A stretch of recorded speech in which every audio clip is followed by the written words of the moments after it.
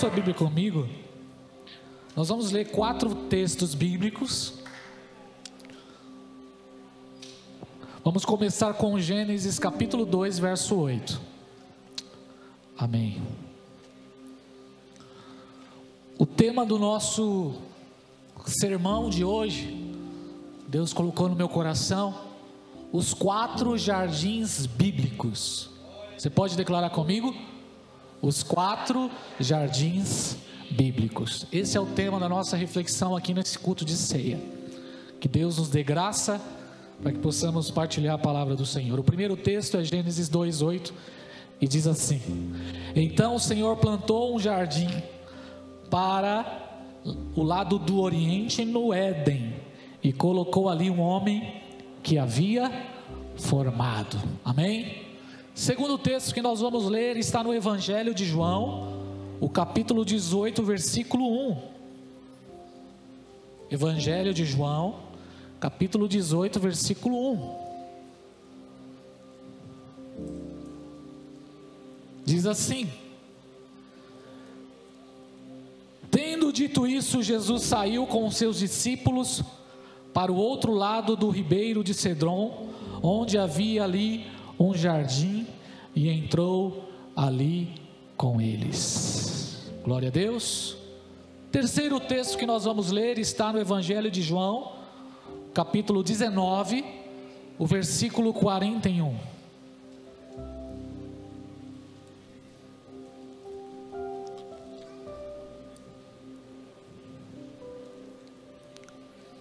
Evangelho de João 19, verso 41, diz assim: No lugar onde Jesus foi crucificado, havia um jardim, e ali estava o sepulcro novo, no qual ninguém havia sido colocado. O último texto que vamos ler, Apocalipse capítulo 22, verso 2. Aleluia. Diz assim: No meio da praça da cidade, de ambos os lados do rio, estava a árvore da vida, que produz frutos de mês em mês, e as folhas da árvore são para a cura das nações. Quantos podem dar um glória a Deus pela palavra? Quem pode dar um glória a Deus pela palavra e aplaudir bem forte Jesus, bem forte, bem forte. Fala conosco, Jesus. Glória a Deus. Glória a Deus. Quantos já estão sentindo a presença de Deus neste lugar? Quantos estão felizes por essa noite de celebração ao Senhor?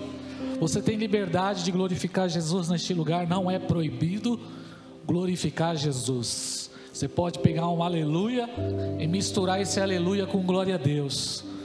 Amém? Vamos misturar um aleluia com glória a Deus aqui? Oh, glória! Aleluia!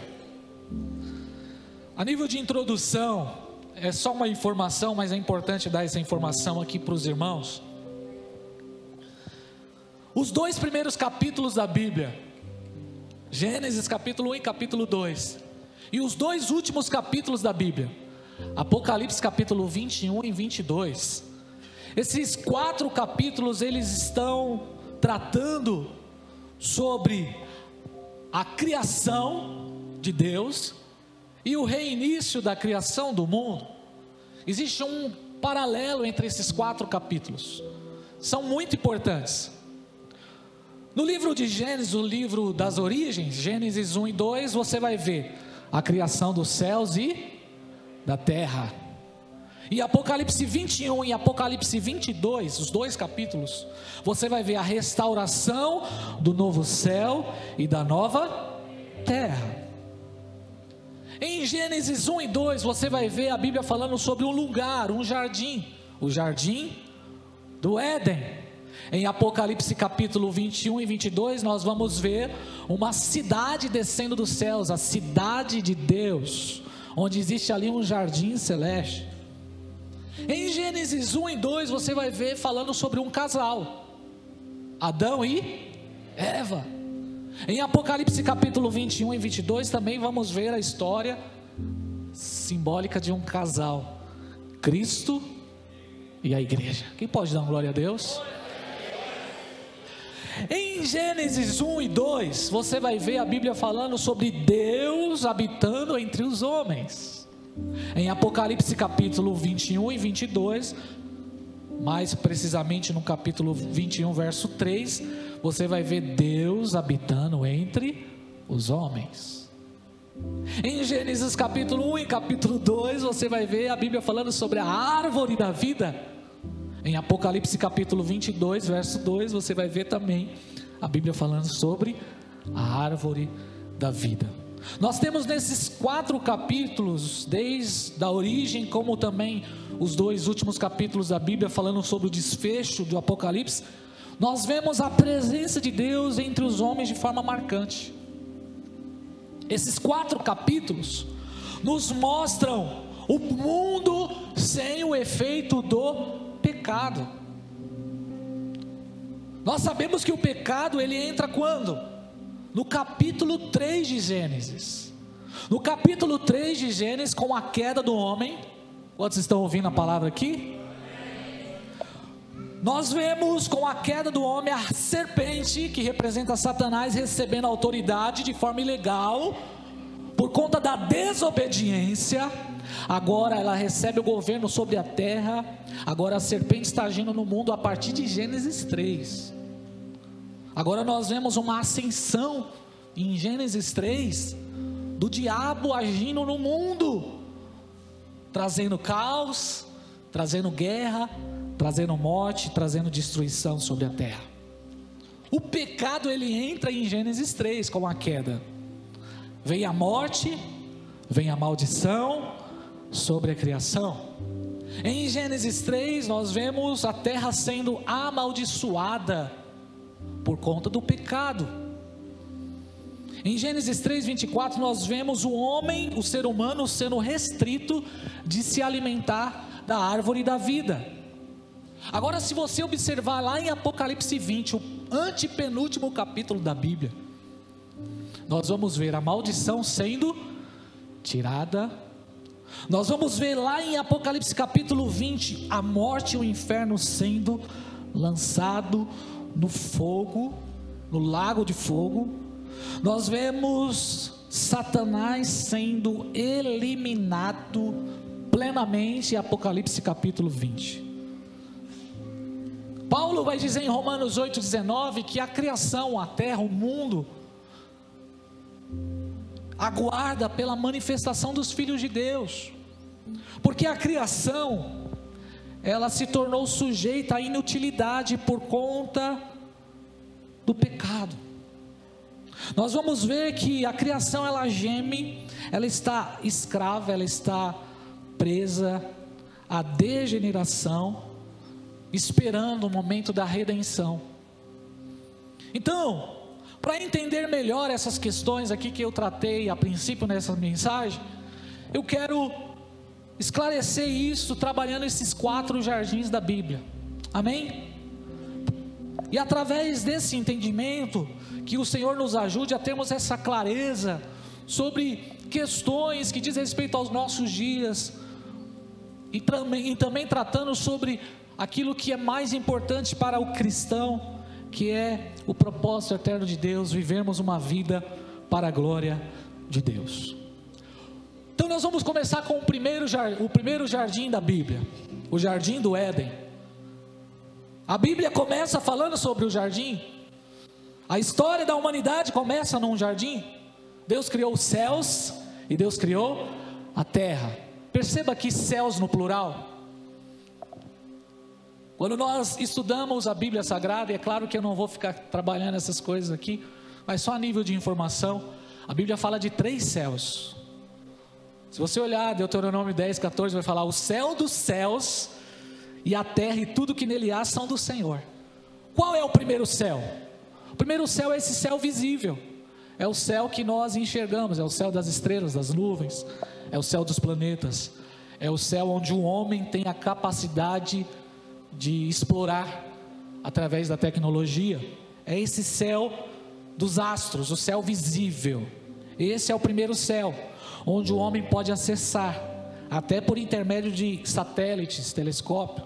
Existe aí o telescópio mais famoso, que é o Hubble, que tem capacidade de captar imagens da Terra, e já está aí no universo, fazendo essa pesquisa sobre esse céu visível. Esse é o primeiro céu. O segundo céu, que a Bíblia chama de regiões celestiais. Que céu é esse? Este é um segundo nível, onde existe os poderes, as potestades, os dominadores, que agem nas regiões celestiais. Quem está acompanhando aqui, irmãos? Efésios 6:12 vai falar, Paulo diz: a nossa luta não é contra carne e sangue, mas contra os principados e poderios, contra os príncipes deste mundo, que atuam nas regiões celestiais. É o segundo céu, é um céu de batalha, é um lugar onde existe guerra, é um lugar onde existe disputa de reinos. Quem lembra daquela passagem de Daniel, capítulo 10, onde Daniel estava orando por 21 dias? Só que Daniel, esperando uma resposta de Deus, houve uma batalha nas regiões celestiais. E quando Gabriel, o anjo do Senhor, vem até Daniel, ele diz para Daniel, Daniel 10:12: Daniel, não temas, as suas palavras foram ouvidas diante de Deus, desde o primeiro dia que aplicaste o teu coração ao Senhor. Mas o príncipe do reino da Pérsia resistiu durante 21 dias. É esse lugar de batalha, é este lugar nos céus, nos segundos céus, nas regiões celestiais, onde existe batalhas entre poderes. É neste lugar que a igreja está guerreando, porque a Bíblia diz que Deus já nos colocou nas regiões celestiais. Quando nós oramos, quando a igreja ora, quando a igreja busca, quando a igreja clama, existe batalha nas regiões celestiais. Glória a Deus. É neste lugar onde houve uma audiência em Jó capítulo 1 verso 6, onde os filhos de Deus e Satanás se apresentaram diante de Deus. Esse é o segundo céu. O terceiro céu é o céu onde Deus está, onde está o trono de Deus, onde está a nova Jerusalém, onde Deus habita, onde nós oramos: Pai nosso que está nos céus, onde Paulo teve a experiência de visitar o terceiro céu, a nova Jerusalém, onde está o monte Sião, a cidade do Deus vivo, o céu da habitação de Deus. Então nós vamos ver a Bíblia começando falando sobre céus. Deus criou os céus e Deus criou a terra. Deus criou a terra para os homens, a terra foi criada para nós. Salmo 115:16, os céus são os céus do Senhor, mas a terra Ele deu aos filhos dos homens. Então, a terra é a habitação dos homens, dos animais, a terra é onde existe a natureza, a terra é esse lugar físico, é esse lugar material. E a Bíblia vai dizer que lá no início, Deus Ele planta no Éden um jardim. E o jardim do Éden, o que ele representa para nós? O jardim do Éden, ele é um lugar onde expressa o reino de Deus. O jardim do Éden é uma espécie de lugar de encontro entre céus e terra. O jardim do Éden é um lugar onde existe a representação do céu na terra. Assim deve ser a nossa casa também. A nossa casa precisa ser um modelo na cultura do jardim do Éden. Mesmo em meio a um caos, quando as pessoas entrarem na sua casa, as pessoas precisam perceber o céu da terra. Quem pode dar glória a Deus por isso? O jardim do Éden é esse ambiente onde existe essa fundição, essa conexão, essa interligação entre céus e terra. Porque a Bíblia vai dizer que nesse lugar Deus descia na viração do dia. Nesse lugar, nesse ambiente físico, o físico e o espiritual se uniam. É nesse lugar que o primeiro casal, Adão e Eva, desfrutava da plena comunhão com Deus. É nesse lugar que Deus descia, se manifestava, uma conexão entre céus e terra. O Éden era um lugar de pedras preciosas, o Éden era um lugar de muito ouro, o Éden era um lugar onde dali, daquele ambiente, toda a terra seria cheia do conhecimento de Deus, assim como as águas cobrem o mar. Por isso que a Bíblia vai dizer que do Éden saía 4 rios que fluíam, para que através daquele lugar toda a terra fosse cheia da glória de Deus. Imagine comigo, alguém aqui já teve a oportunidade de presenciar uma bela paisagem da natureza? Quantos amam a natureza aqui, irmãos? Quantos amam uma estrada? Você pega uma estrada, você vê aquelas montanhas, o mar, uma paisagem. Nada que você já contemplou com seus olhos podem se comparar com este lugar, com esse jardim, lugar onde Deus criou o paraíso na terra. E assim começa a história da humanidade. A história da humanidade começa num jardim, esse jardim conhecido como o lugar da inocência, lugar de prazeres e deleites. Porém, algo terrível acontece nesse lugar. Uma intromissão no plano de Deus, uma tragédia. O primeiro casal foi engoldado por uma proposta indecente. Vocês conhecem a história? Quem conhece essa história? O que acontece? Houve uma intromissão, uma tragédia. A proposta da serpente para os nossos pais, os primeiros pais, Adão e Eva, foi: vocês não precisam ter comunhão com Deus. Vocês podem viver independente. Vocês podem ter conhecimento do bem e do mal. Vocês podem romper com Deus. Vocês podem ser independentes de Deus. E foi essa proposta que a serpente entregou, que Satanás entregou para Adão e Eva. Vocês podem romper com Deus. Vocês podem governar, crescer, sem precisar de Deus. E é essa a estratégia de Satanás todos os dias na nossa vida. Você pode viver longe de Deus. Você pode curtir a sua vida longe de Deus. Você não precisa de Deus. Você tem capacidade de viver sem Ele. Essa é a proposta de Satanás para a humanidade. A terrível tragédia da queda. O homem peca neste jardim, irmãos. Nesse jardim, a raça humana caiu em Adão, então veio o pecado, e com o pecado veio a morte, a maldição, a separação entre Deus. Agora a queda traz consigo transtornos, problemas na criação. A natureza foi afetada, um desequilíbrio na natureza.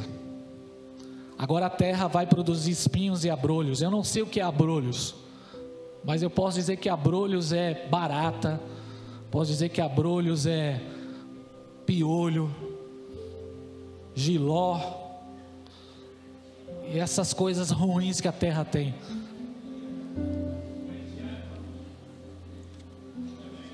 A partir da queda, trouxe toda essa desgraça que vemos no mundo.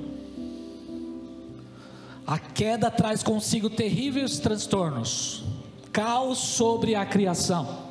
O homem agora é afetado pelo pecado. O homem passa agora a ser inimigo de si mesmo. O homem passa a ser um ser complexo agora. Tem dia que se amanhece bem, não tem motivo nenhum. Tem outro dia que se amanhece virado no giraia. Seus sentimentos todos desequilibrados. Agora existe um conflito dentro de casa. A mulher passa do nada, não dá bom dia. Aí o marido também, nervoso, chega em casa, as crianças brigam por causa de um brinquedo. Agora você não está mais feliz, você come o negócio hoje, você não está feliz. O pecado gerou tudo isso. Eu estou trazendo coisas simples, mas eu posso ampliar. A entrada do pecado no mundo marcou a história com sofrimento, com lágrimas, com dor, com guerras, com desigualdade, com injustiça, com homicídios, com tragédias, com desgraças. Agora a natureza está desequilibrada. Agora a natureza, ela treme. ao ponto de matar mais de 47 mil pessoas. Agora as chuvas são descontroladas, ao ponto de chover em uma região só durante algumas horas, o que deveria chover durante todo o mês. Agora existem guerras, agora o ser humano está em conflito, agora o ser humano não consegue resolver problemas simples como a fome, enquanto se investe bilhões e bilhões em guerras, em armamentos, existem pessoas passando fome, enquanto que poucos têm muito, muitos não têm nada, enquanto que alimentos são estragados diariamente, pessoas estão passando fome. Esse é o efeito da queda, do pecado. Agora o ser humano que foi criado para desfrutar da comunhão com Deus está separado de Deus.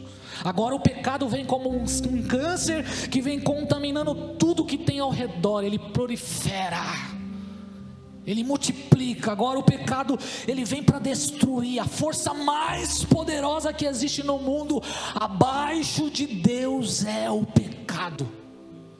O pecado é horrível, ele separou o homem de Deus, do seu Criador. O ser humano que foi criado essencialmente para a glória de Deus, para se relacionar com Deus, para ter comunhão com Deus, agora isso não é mais possível, porque Deus é um Deus santo, justo, Deus é um Deus perfeito, e se um ser humano pecador se aproximar desse Deus, ele é fulminado, porque dos olhos de Deus sai fogo, os olhos de Deus são como chamas de fogo. Agora o ser humano não consegue perdoar, agora o ser humano não consegue amar, agora o orgulho toma conta do coração. Agora nós, ao invés de culparmos a nós mesmos, nós transferimos as nossas culpas. Agora nós, ao invés de nos colocar diante de Deus e dizer, sou eu, não, eu começo a transferir a minha culpa. É culpa do meu pai, é culpa da minha mãe, é culpa porque eu não tive oportunidade, é culpa de alguém. Eu sempre vou apontando o meu dedo para as pessoas. Isso é a consequência do pecado. E a Bíblia vai nos mostrar, irmãos, que Adão foi expulso do paraíso. O homem foi impedido de acessar esse lugar. Então nós vamos ver a partir de Gênesis 4, relato de homicídio, onde o próprio irmão matou o próprio irmão.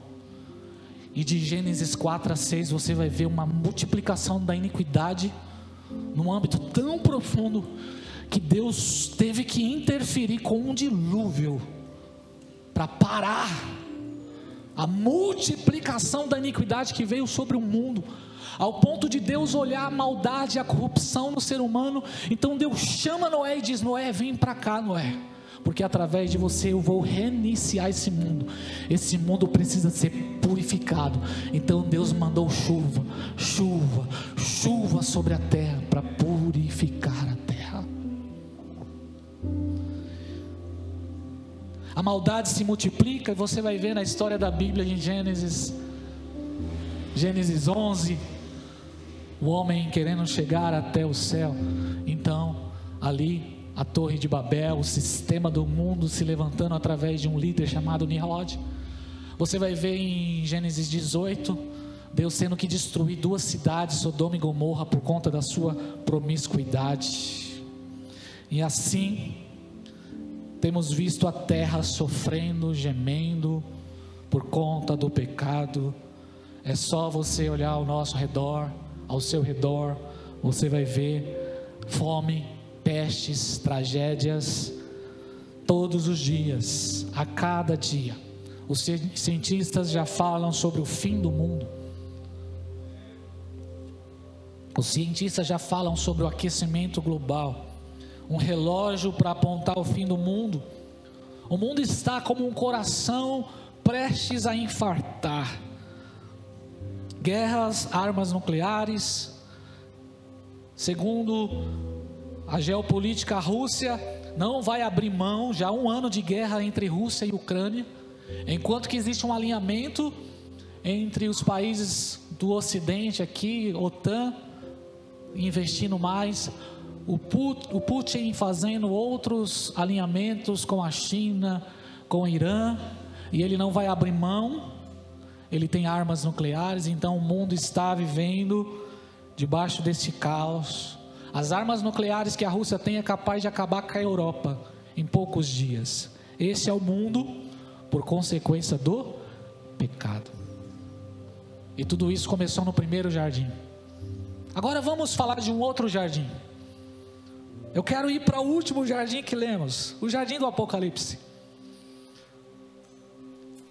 A Bíblia fala sobre o mundo começando com um jardim, mas a Bíblia também termina falando sobre um jardim, o jardim da cidade de Deus. Quando lemos a Bíblia, nós vamos ver que o que está perdido vai ser restaurado. Esse jardim que foi perdido, esse jardim pela qual o homem foi expulso, a Bíblia nos mostra ele lá no final, em Apocalipse 21.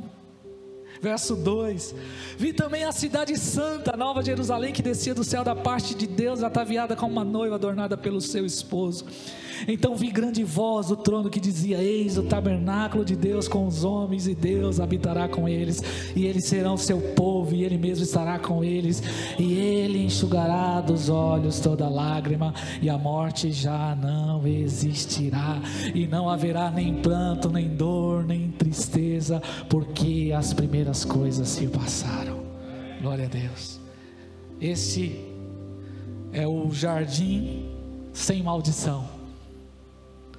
Nesse jardim não haverá mais pecado, o pecado não poderá entrar pelas portas.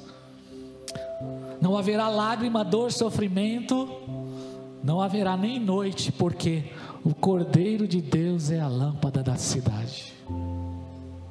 Aleluia. Oh glória. Além do rio azul. É nesse lugar, o jardim da cidade celeste. Ninguém poderá se afastar uns dos outros. Imagine um lugar assim. Imagine um lugar onde não existe desigualdade. Imagine um lugar onde a parte espiritual se une com o físico, porque a Bíblia diz que nessa cidade os salvos, eles receberão um corpo glorificado, um corpo como o corpo de Cristo. Ninguém poderá se afastar da presença de Deus, porque ali haverá vida abundante e eterna. Neste lugar as belezas do mundo que você vê hoje nem se compara. Como diz Paulo em 1 Coríntios 2,9: aquilo que o olho não viu, que o ouvido não ouviram, que jamais penetrou no coração do homem, são as coisas que Deus tem preparado para aqueles que o amam. A Bíblia começa falando sobre um jardim, e a Bíblia termina também falando sobre o jardim da cidade de Deus. No meio da praça desse jardim existe a árvore da vida. Aleluia. E nós aguardamos por este lugar. A nossa esperança está neste lugar. Aleluia. Como diz Pedro, nós, porém, segundo a sua promessa, esperamos novos céus e nova terra, no qual habita a justiça.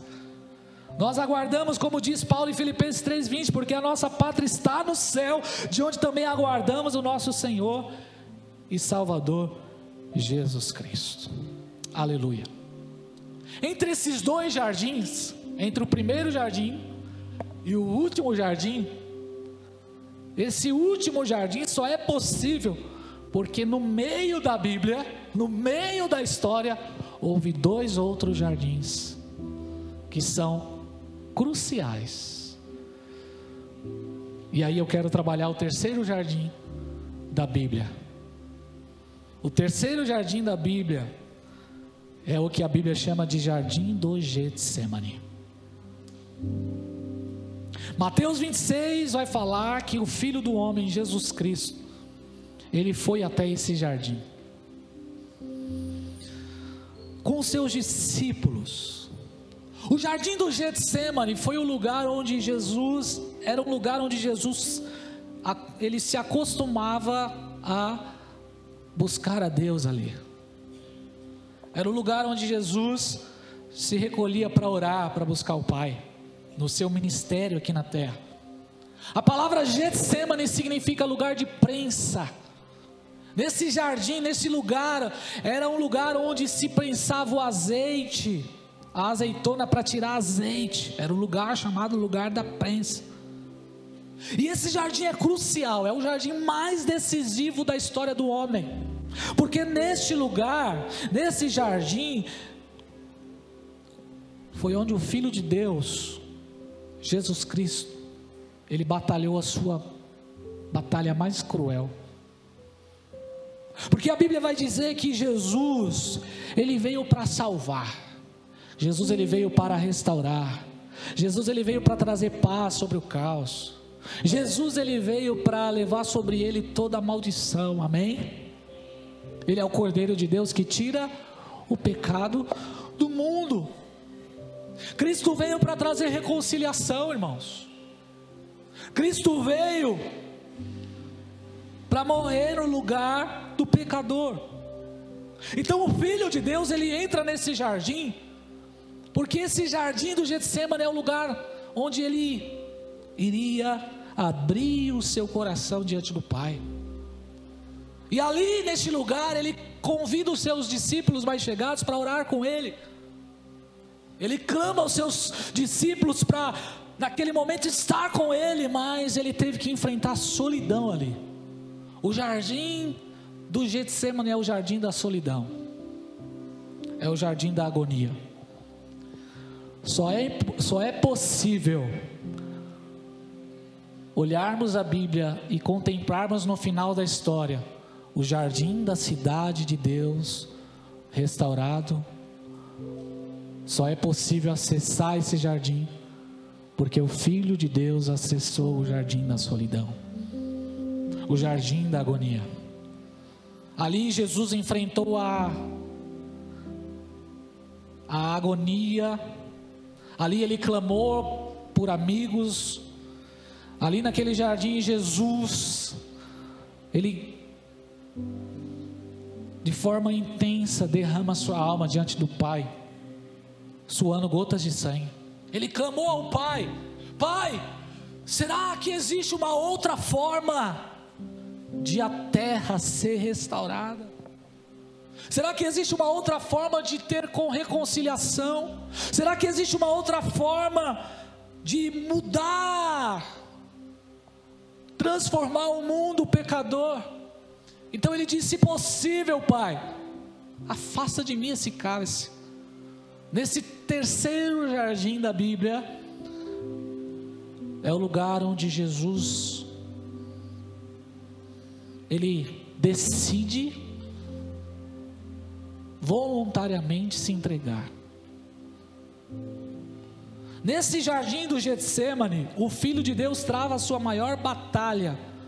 É nesse jardim que o universo está em jogo, onde o plano de Deus está em jogo, onde o futuro dos homens estão em jogo, onde o plano da restauração de todas as coisas entra em ação, onde o plano para levar de volta a gente para o jardim da comunhão, para o jardim da inocência, para o lugar onde nós desfrutamos da presença de Deus. Então tudo isso está em jogo aqui no jardim do Getsemane.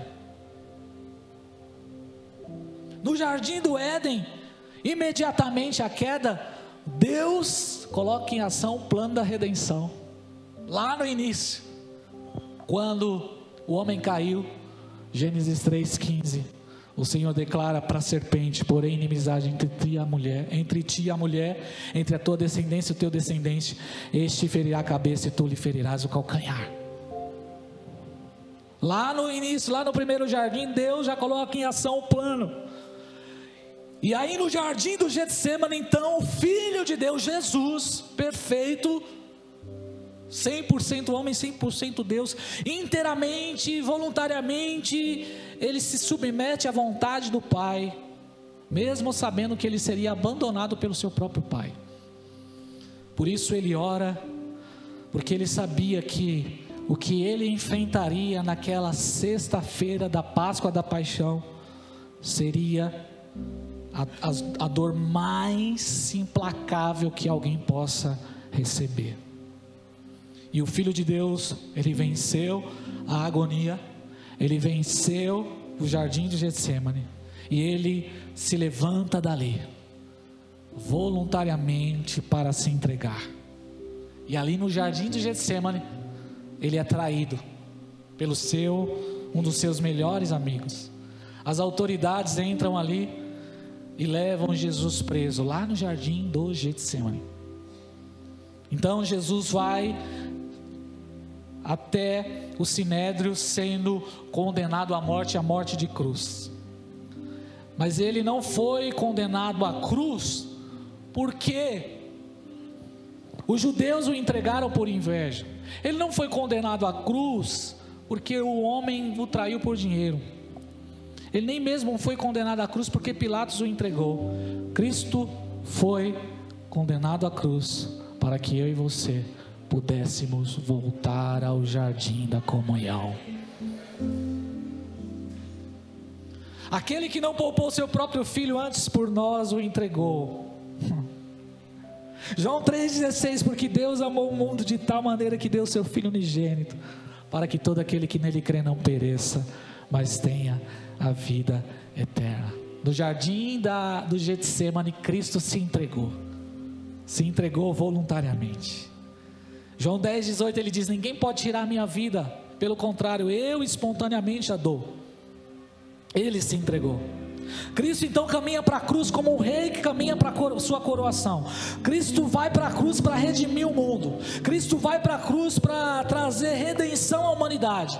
Ele vai para a cruz como um cordeiro substituto, trazendo reconciliação. E aleluia, louvado seja Deus.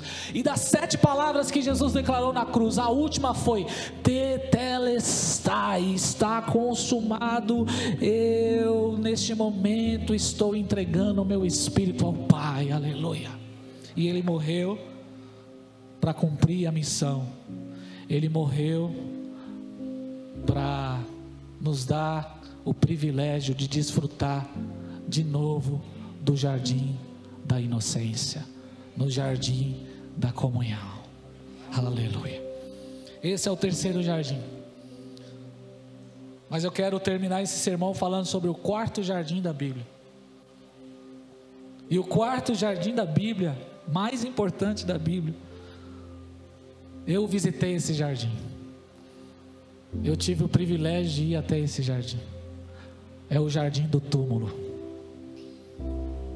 O quarto jardim mais importante da Bíblia, João 19:41 vai dizer que no lugar onde foi crucificado havia um jardim.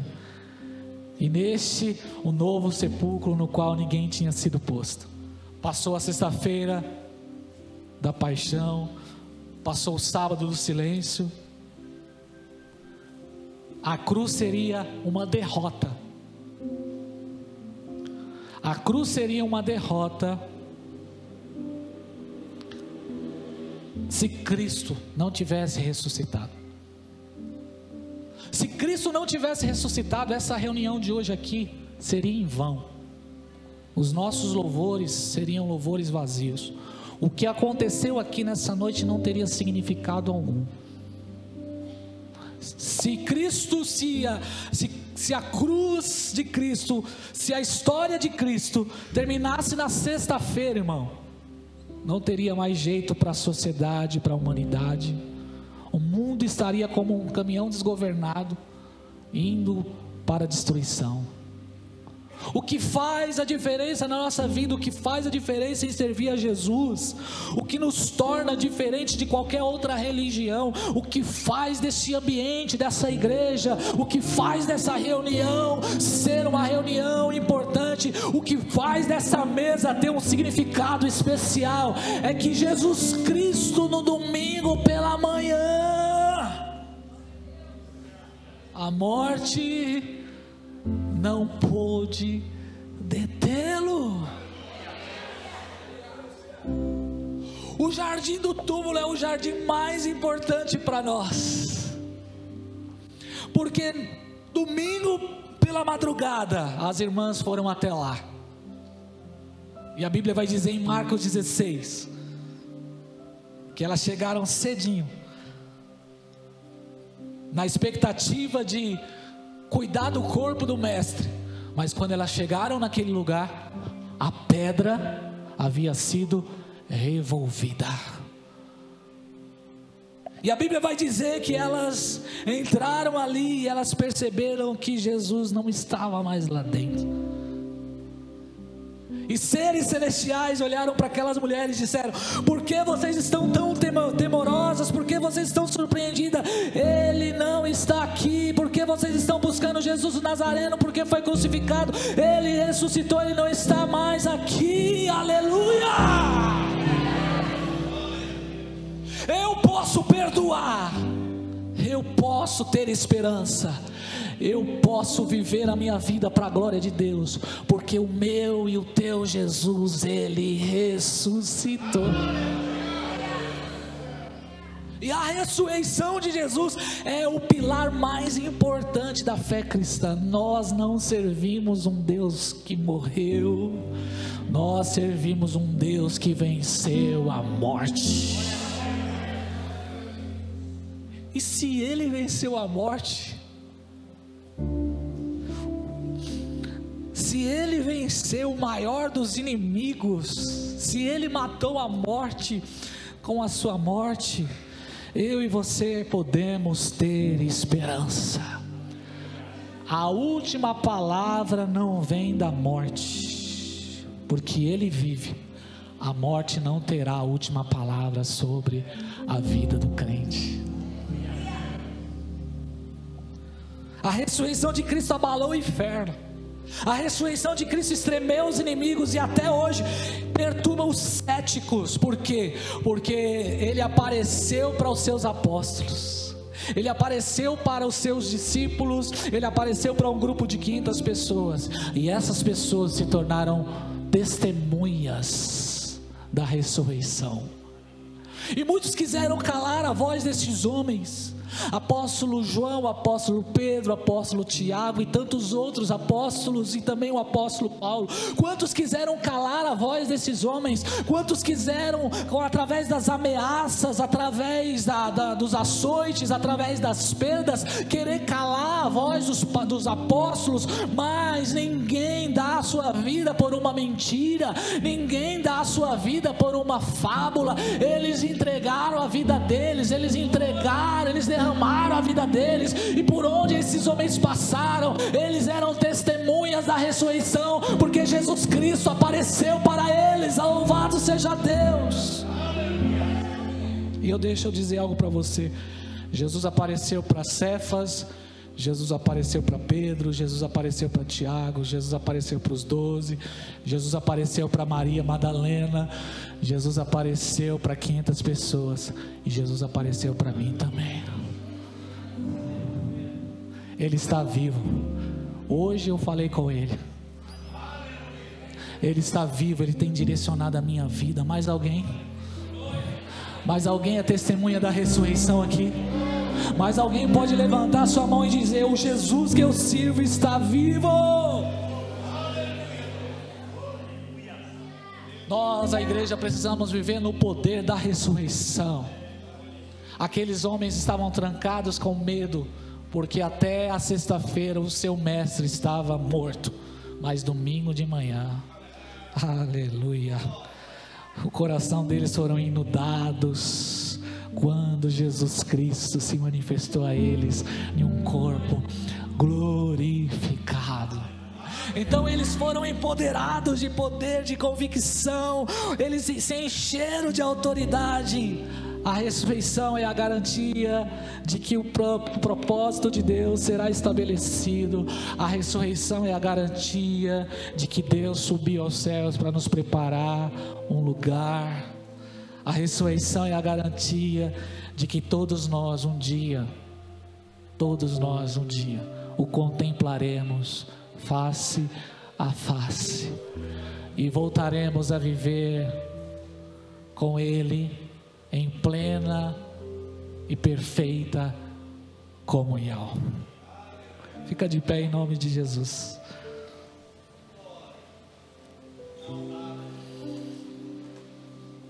Aleluia.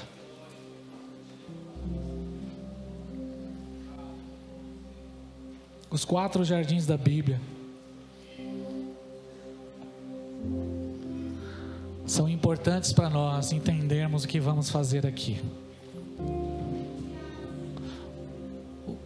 esta mesa que nós estamos diante dela, a mesa da reconciliação, a mesa da esperança, a mesa da comunhão, ela aponta, ela prega para nós que um dia nós voltaremos, retornaremos para o nosso lugar de origem, o lugar da comunhão.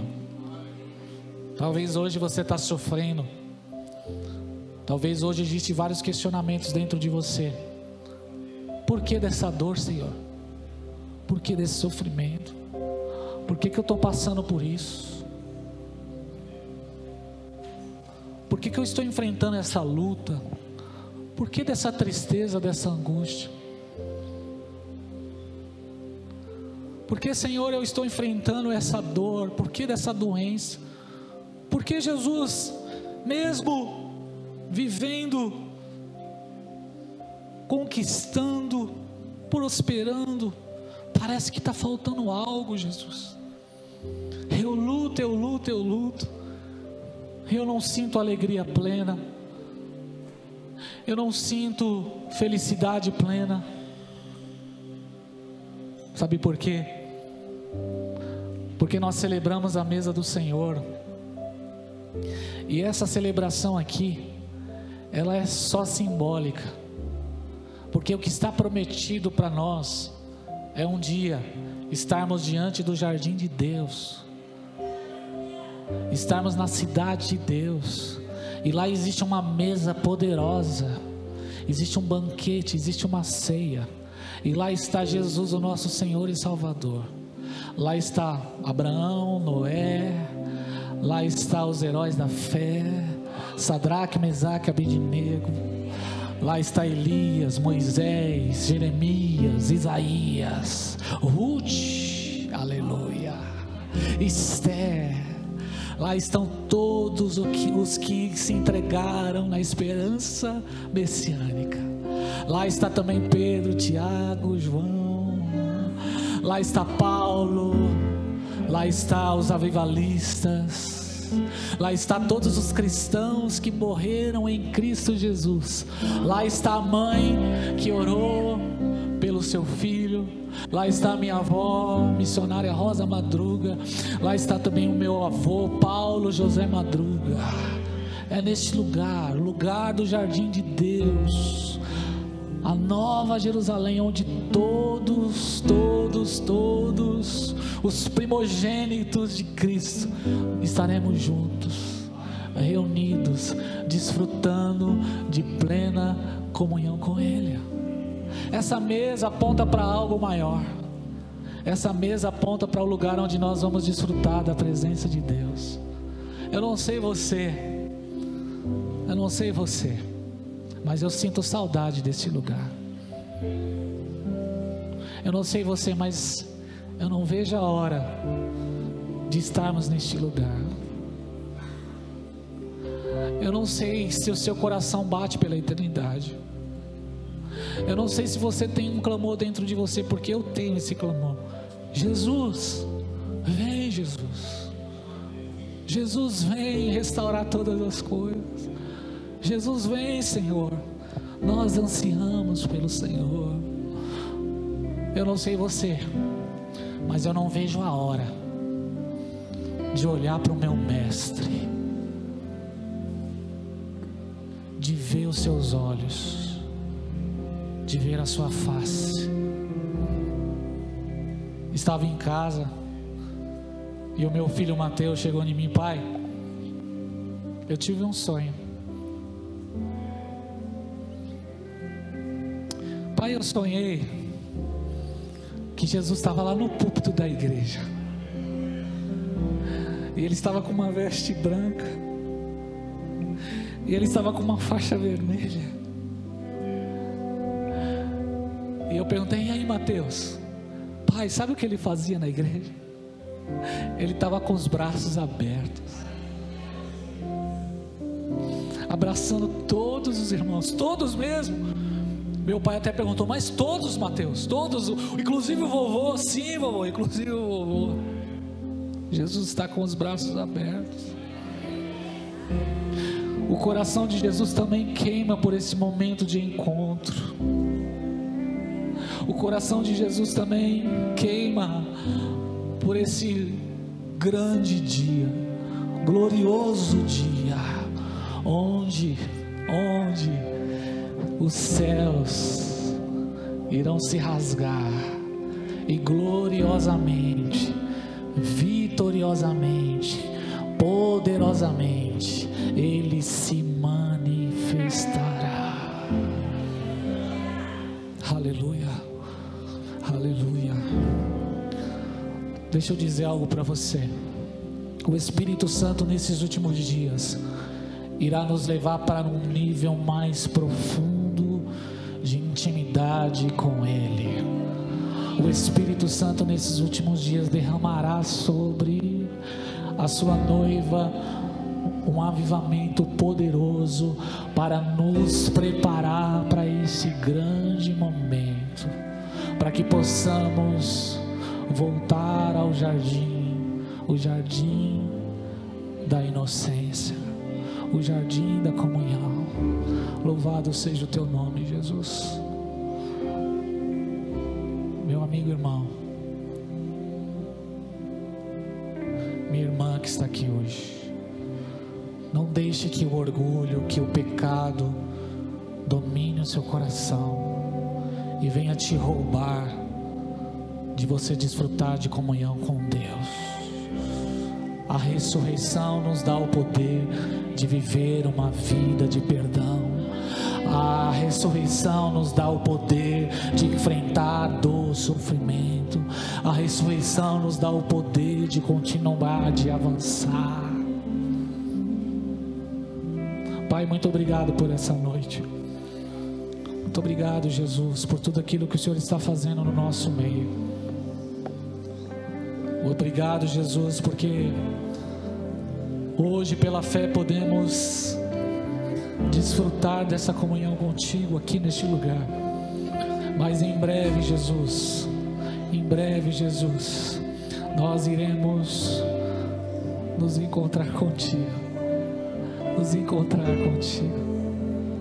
A morte não venceu, vivo Ele está.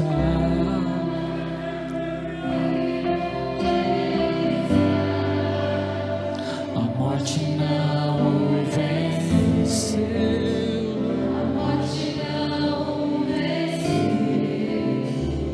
vivo Ele está. Vivo Ele está. A morte não venceu,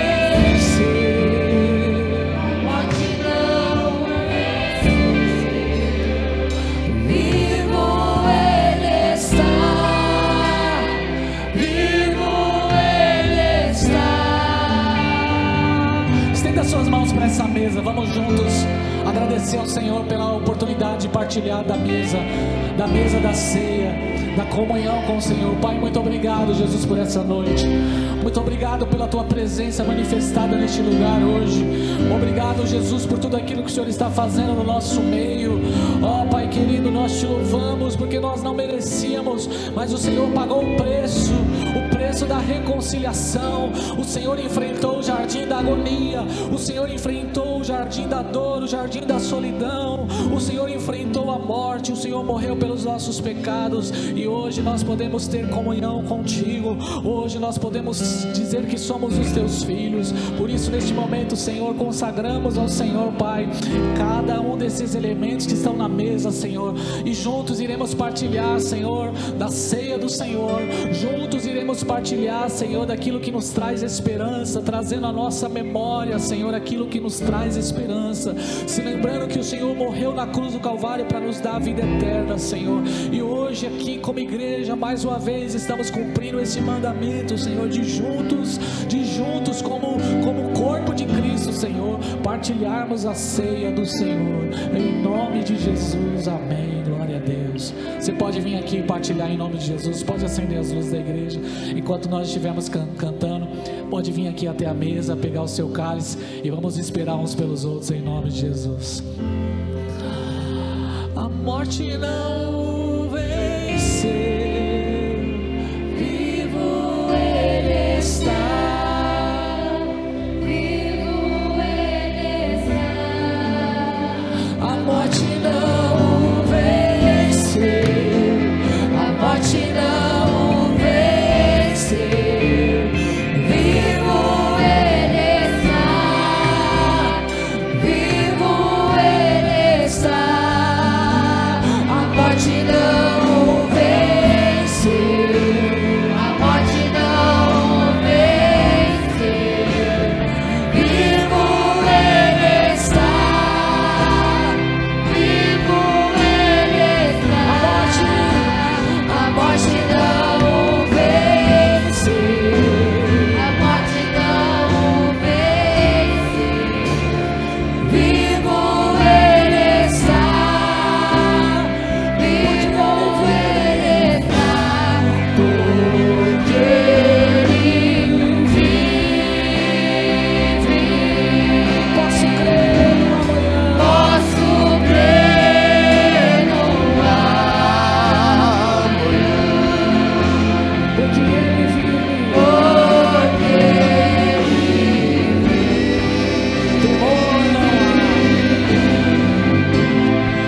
Temor não há, mas eu venci. Mas eu venci, eu sei que a minha vida está nas mãos, pastores, por favor. Está nas mãos do meu Jesus, que vivo está.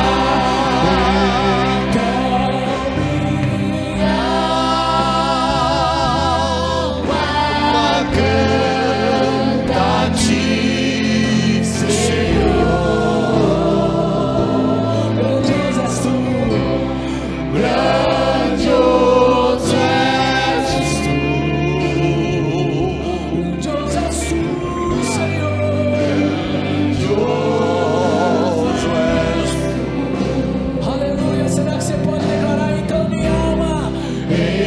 Então, minha alma canta a ti, Senhor. Grandioso és tu, grandioso és tu, grandioso és tu. Sou feliz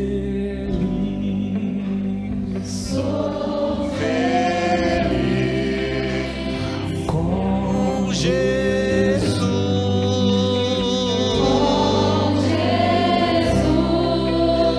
Sou feliz com Jesus, meu Senhor. Sou feliz, sou feliz, sou feliz com Jesus. Com Jesus, sou feliz. Com Jesus, meu Senhor.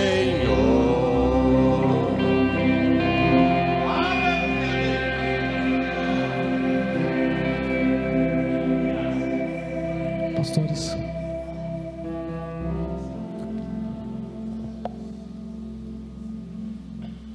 santo, santo é o teu nome, Jesus.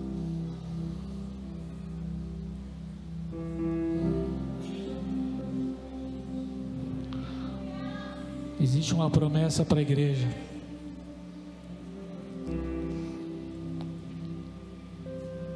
Que aquele que está vivo, ele anda no meio dos castiçais. Ele anda no meio da igreja.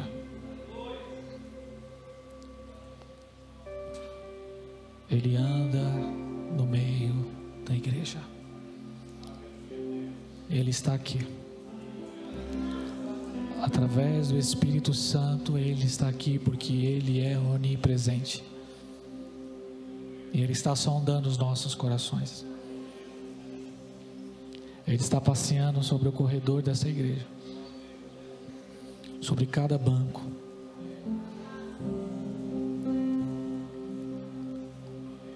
Ele está aqui nessa noite, porque Ele está vivo.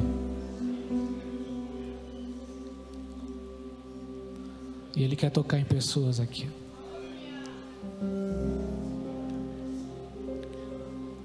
E como profeta de Deus, eu declaro para você: abra o seu coração. O Espírito Santo quer mudar a sua vida. Ele diz para você: eis que estou à porta e bato. Eis que estou à porta e bato. Choramasoyo te cantorebas. Choramaiso contorebas, vi cantorebas. Espírito Santo se move aqui. Faz aquilo que só o Senhor pode fazer aqui.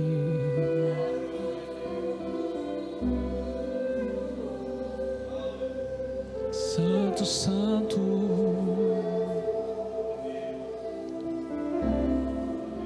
Porque eu recebi do Senhor o que também vos entreguei. Que o Senhor Jesus, na noite que foi traído, tomou o pão e, tendo dado graça, partiu e disse: esse é meu corpo que é dado por vós. Fazei isso em memória de mim. Semelhantemente, depois de cear, tomou o cálice, dizendo: este é o cálice da nova aliança do meu sangue. Fazei isso todas as vezes em memória de mim. Porque todas as vezes que comerdes este pão e beberdes este cálice, anunciai a morte do Senhor até que Ele venha. Maranata.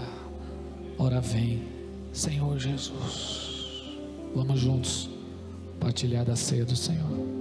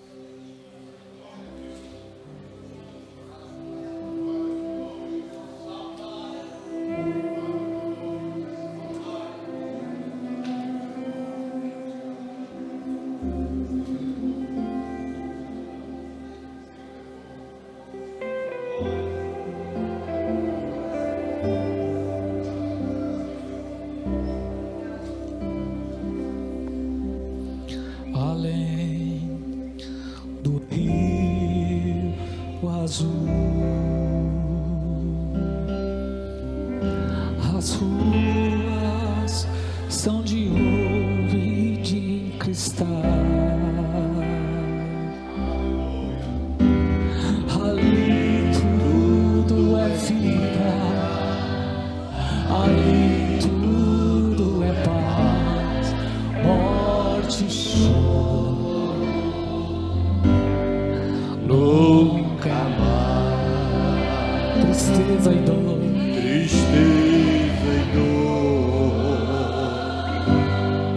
nunca mais.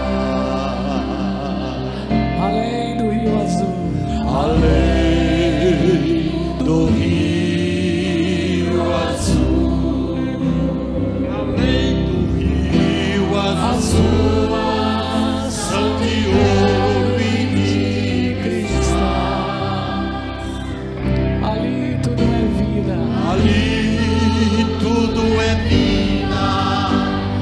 ali tudo é paz, morte e choro, nunca mais tristeza e dor, tristeza e dor, nunca mais.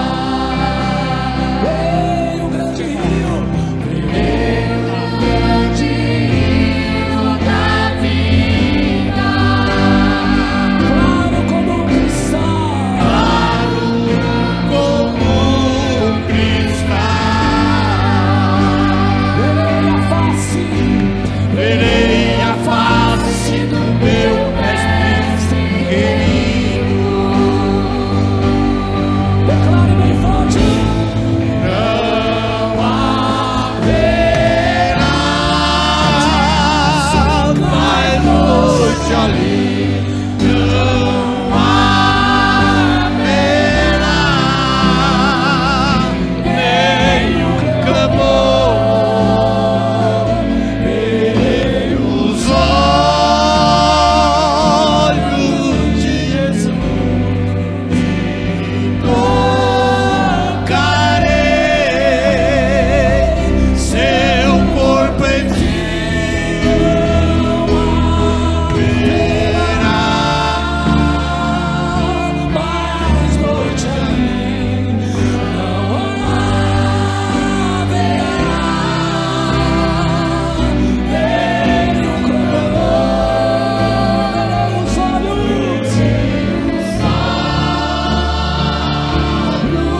de Jesus, tocarei seu corpo em ti. As nações andarão na sua luz, as nações andarão, e as portas jamais se fecharão, as portas jamais se fecharão.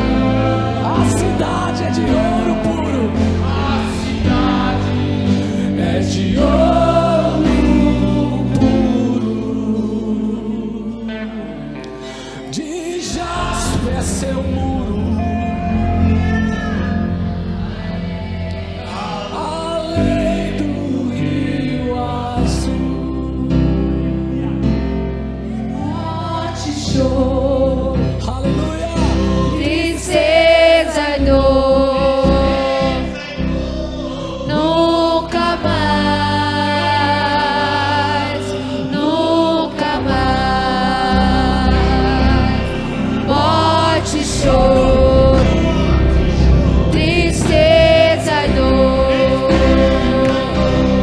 nunca mais, nunca mais. Morte e choro, tristeza e dor, nunca mais, nunca mais. Morte e choro, tristeza e dor, nunca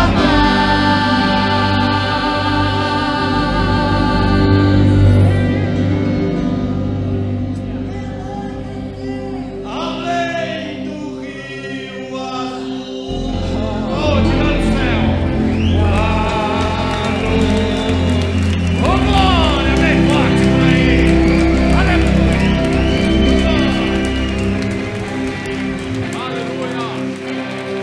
Toda vez que eu declaro essa canção, no meu coração vem: não haverá mais guerras, não haverá mais terremotos, não haverá mais crianças sendo abusadas, não haverá mais enchentes onde pessoas perdem suas casas,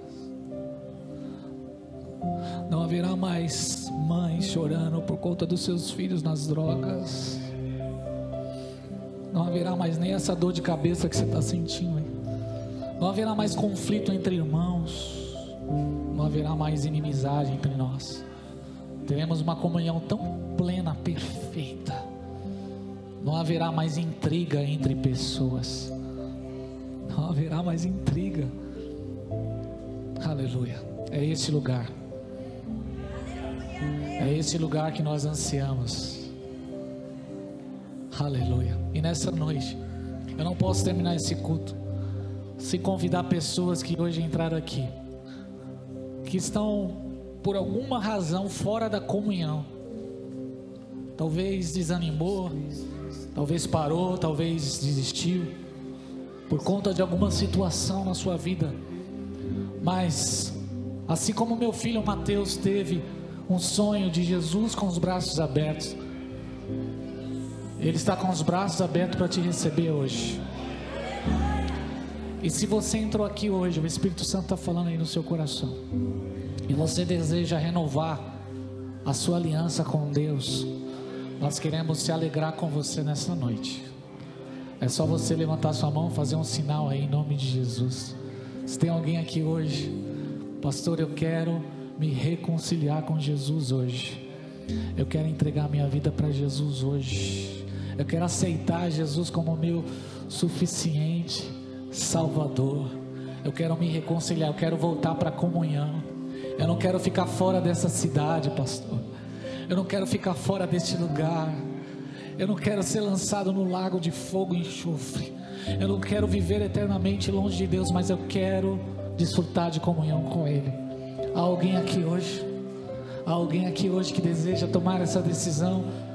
O Espírito Santo está falando ao seu coração e você deseja, em nome de Jesus. Glória a Deus, queridas. Vamos aplaudir ao Senhor por essas irmãs. Glória a Deus. Eu queria pedir para vocês virem aqui, em nome de Jesus, aqui na frente. Era a realidade. João viu a cidade santa, para os crentes sendo preparados. Mais alguém, pastor, eu quero voltar para Jesus. Quem tem ouvidos ouça o que o Espírito diz à igreja. Jesus Cristo está voltando.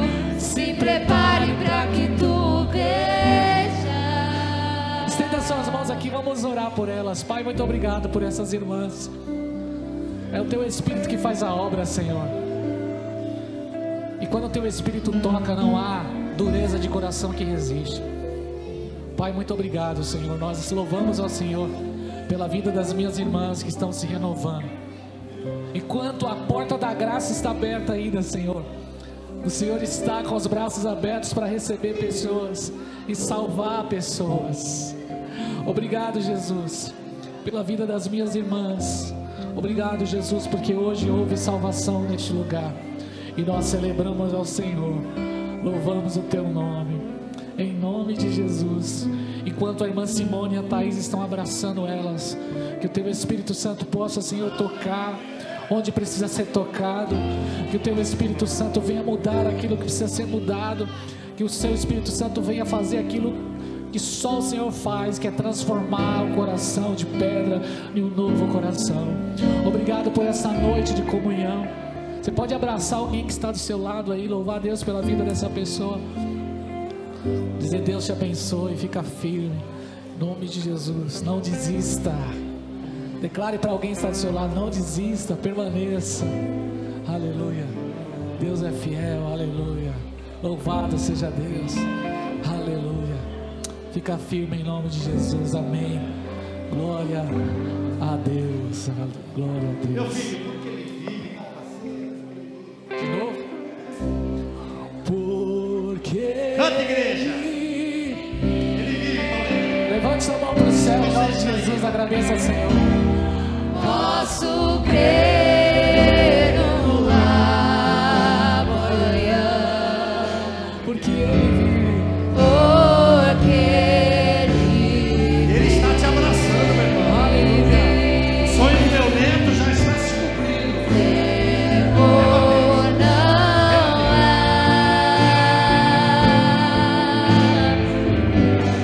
mas eu vencerei.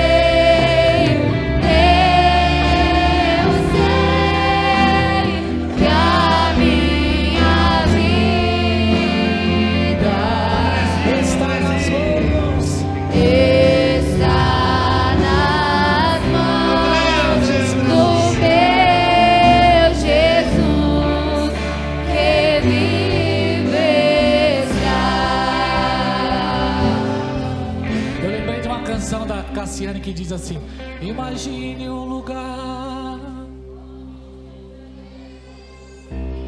Tem gente pentecostal aí, ó, tá vendo?